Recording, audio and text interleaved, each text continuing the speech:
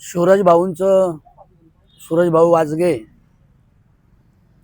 यांचं उपोषण अदानी हटवा आणि शिवजन्मभूमी वाचवा, नाणे घाटात आणायचा आहे अदानी आणि आमची करायची प्राणहानी। राघोजी भांगऱ्यांनी ब्रिटिश काळामध्ये जल जंगल संपत्ती वाचविण्यासाठी प्रचंड मोठी रक्तबंबाळी स्वतःच्या आयुष्याची केली।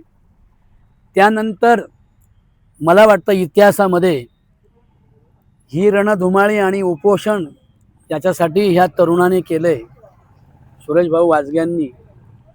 तर त्याला ह्या उपोषणाला सगळ्या जाती धर्म पंथ संप्रदाय राजकारण पक्ष पंथ हे सगळे बाजूला ठेवून विचारवंत तरुणांनी जुन्नर तालुक्यातल्या नवे महाराष्ट्रातल्या, कारण जुन्नर तालुका ही जुन्नर तालुका महाराष्ट्राची आहे शान, सुरेश भाऊ वाढविती त्याचा मान, अदानी सारखी ही घाण येऊ नका देऊ येऊ नका देऊ येऊ नका देऊ।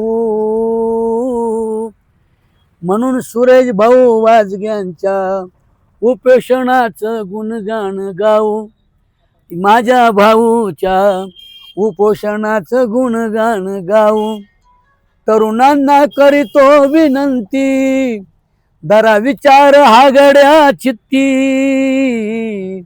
दरा विचार गड्या हा चित्ती, सारे फुगून या रे तुम्ही छाती, सारे फुगून या रे तुम्ही छाती, या अदानीची करा तुम्ही मातीर, सांगती राघू दादा, अरे सांगती भांगरे दादा र, सांगती भांगरे दादा।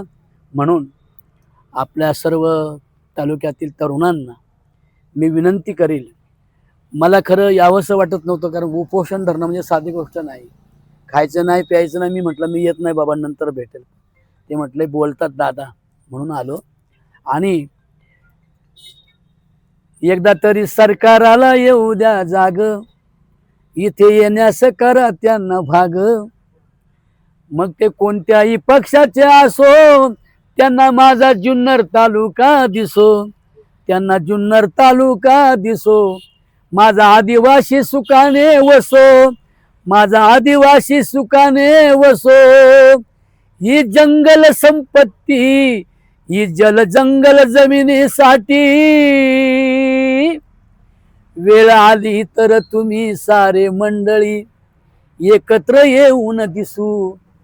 आणि सुरेश भाऊंच्या वाजगे भाऊच्या आंदोलनाचं उपोषणाचं यश मिळो अशी मी या निसर्ग देवतेला, राघोजी बाबा भांगऱ्यांना, छत्रपती शिवरायांना आणि सर्व तरुणांना विठ्ठलाच्या रूपानं खंडेरायाच्या रूपानं तुमच्यातच खंडेराया विठोबा जागा होवो आणि सुरेश भाऊंना अब्जोवधी लोकांचं बळ मिळो आणि सरकारला ह्यांच्या उपोषणानं जाग येऊ अशी मी विनंती करतो। धन्यवाद।